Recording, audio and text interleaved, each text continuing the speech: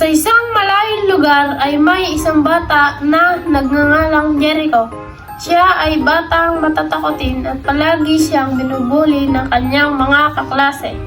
Ayan na si Jericho. Halika, takutin natin siya. Oo nga, tara! Mukhang wala kang sundo ngayon ah. Baka makasalubong mo yung pag-alagalang multo dyan.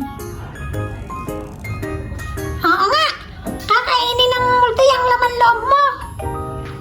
Hindi totoo yan. Sabi ng mama ko, palagi lang ako magdasal at hindi ako lalapitan ng multo.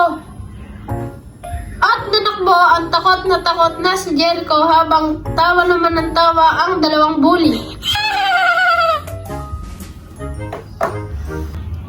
Napansin siya ng kanyang nanay na umiiyak.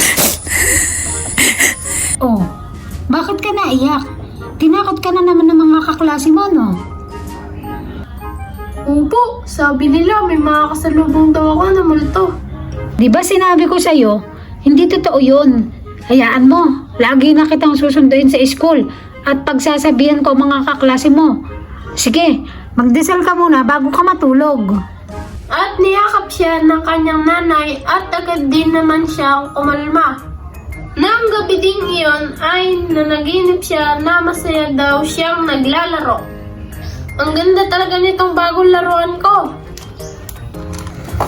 Nang may biglang sumulpot na puting nilalang.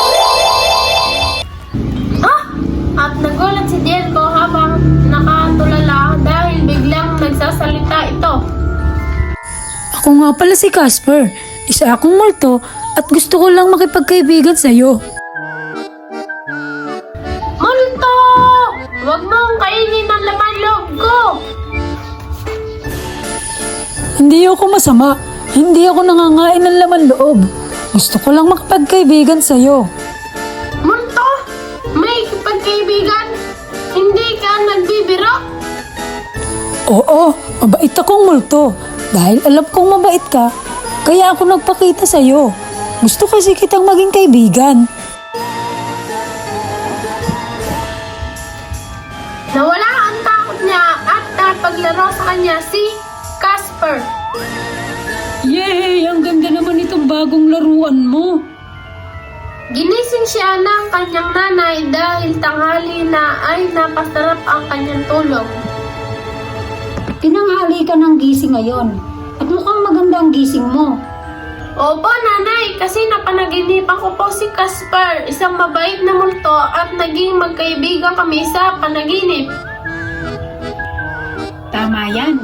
Huwag kang matakot sa mga multo dahil hindi ka naman nila sasaktan at palagi kang magdasal para hindi sila lumapit sa'yo.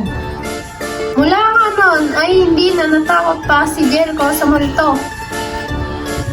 At hindi na rin siya binubuli ng mga kaklase niya dahil pinagsabihan sila ng kanyang nanay. At dito nagtatapos ang ating kwento, Casper meets Jericho. Mga tauhan, Jericho as matatakoting bata, nanay, dalawang bully at si Casper.